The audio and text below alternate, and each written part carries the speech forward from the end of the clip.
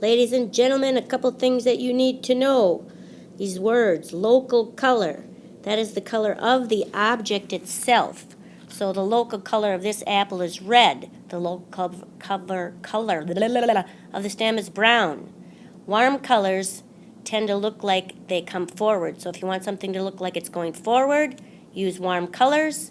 Cool colors make things move to the distance. Use cool colors for backgrounds and shadows.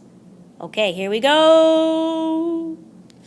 So this time, instead of drawing an apple, we are going to do an orange.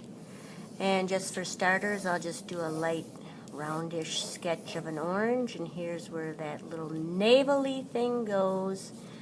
And we'll make a tabletop there. And we'll have the light coming from here. So I'll have a shadow down there. All right. Now, as I said, we need to start with a local color.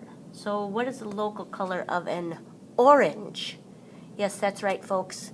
It is orange. So I'm going to take my pastel chalk, and I'm going to use the flat side of it, and I'm just going to put some orange in here. Now remember, with the chalk, when you raise the dust, please don't blow the dust all over the place, or just tap it off onto the side onto another piece of paper so that we can throw that away. We'll be working on newspapers so that we can just pick the newspaper up and throw it away, or else scrap paper. We'll find something to use. Okay, I've got the local color taken care of. Now, for highlights, are we supposed to use warm colors or cool colors? That's right, we use warm. But for the highlight that I would like to do, I'm going to start with adding some white, and then I will add some warm to it. But the orange is already warm. So when I mix the white with it, you can see it's a it's a warmish color. All right, so that's where the highlight is. And remember, when you shade things that are round, the shading has to go around like that. Now for the shadow, I want to do a cool color. I could do green, blue, or purple, and I know that before oranges become ripe, they're green, so I think I'll just throw some green in there because I already know that oranges do have green on them. So here's the shadow part. All right, pretty simple. And then I'm going to make a darker orange. Remember how we did shading last year? Those spheres we practiced those for a reason. And I'm going to put some more orange right over the top of the green to help blend it in a little bit. All right, so far so good. I think I need to have a little bit more orange in there, but because I know not everybody has orange, lots of oranges, I'm going to put some yellow. I'm going to go back to this light side and put some yellow in there, because you know that yellow and red makes orange. So I could actually just take some red now and blend it with that yellow to get a different kind of orange. Eee. Now it looks like a mess right now, doesn't it? But that's okay, because I'm going to take my handy dandy finger or possibly a tissue, and I'm going to do some blending. Now you see what happens when you put complementary colors together? You get kind of a brownish color. So make sure your fingers are kind of cleanish before you do some blending. So I would like to blend it round, and there's my highlight right there. So right now it kind of looks like a sphere, right? But does it look like an orange? Maybe not. I need to put more orange in there. This orange needs to be an orange. I have my base layer done, and now I can go in and give it some more of the local color so that my orange looks orange.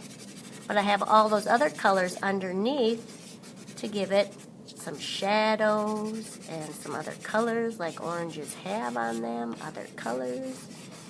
So I'm kind of, you can see how I'm shading it round like this because orange is around.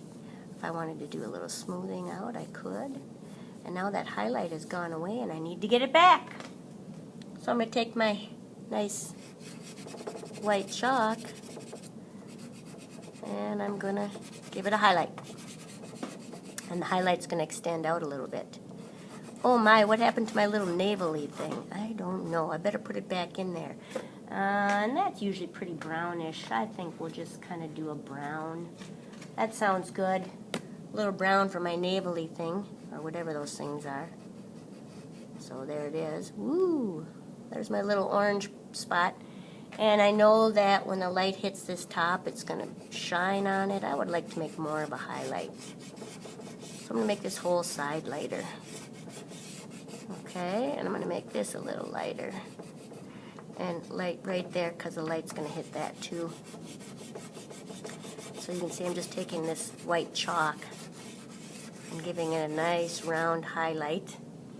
And now I would like to make some more orange in there because my orange needs to be orangey-er. Now warm colors come towards us, so I'm going to use warm colors in here and give it some orangey. Now I'm going to make some more warm colors on that green part, the shadow part, and there's kind of my orange. Now for the table and the background. Well, I'm going to really stick with this warm, cool thing. And I'm going to give the shadows are cool, so I'll put a greenish blue shadow on the table. And the background is going to have, I think I'll do purple because purple's a cool color, and purple and yellow are opposites. And yellow, so I'm using the side again, and yellow comes forward. Now hopefully this looks like it's in the background more than the orange. But if that's too bright, which maybe it is, I can tone it down just a little bit with another color. So that's cool, but it's kind of a reddish purple.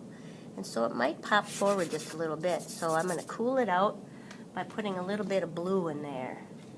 So I think I'll just take some blue, do some hatching because I like hatching, and I want to give it some texture. Put some blue in the background. Ooh, I like that blue. That's a nice blue. Look at that blue go. And then I'll, look at that. Purdy, purdy, purdy. Whee!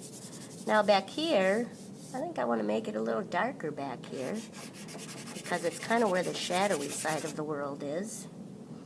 Put a little blue in there. Whee! Cool in the back. Now I need something warm in the front. I've got my shadow, and I think the shadow needs to be darker. Do you know I haven't used any black yet? Look what happens when I mix brown in with that blue. Ooh, nice. Ooh, the nice. That's what my grandma used to say. Ooh, the nice. Alright, so I've got that. What is that? Brown, yeah. What to do for the front? I think I would like kind of a beigey table. So I've got this color. Warm, remember? Warm makes the table look like it's coming forward. And the warmer I do it, the more it looks like it's in the front. Oh, dirty fingers. Hate when that happens, so I clean it off and smooth it down, smooth it down. Smoothie, smoothie, smoothie, smoothie. I would like a smoothie right now. That sounds good. I'm going to kind of blend the shadow in a little bit. And also, to make this table back here, this is like the horizon line, you know, where the background meets the foreground.